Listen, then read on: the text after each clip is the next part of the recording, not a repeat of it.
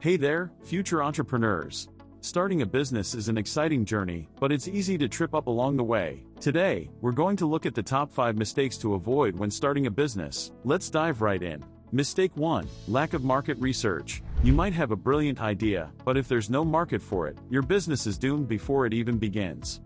Take the time to understand your target audience.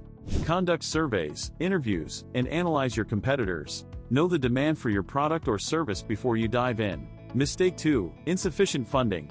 Many startups fail because they run out of money. Ensure you have enough capital not just to start, but to sustain your business for the first few months or even years. Create a detailed financial plan. Consider all your expenses, from rent to marketing, and make sure you have a buffer for unexpected costs. Mistake 3. Poor business plan. Your business plan is your roadmap to success. Without a clear plan, you're more likely to get lost along the way. Outline your goals, strategies, target market, and financial projections. A strong business plan not only guides you but also attracts investors. Mistake 4. Ignoring marketing and promotion. You might have the best product or service, but if no one knows about it, your business won't succeed.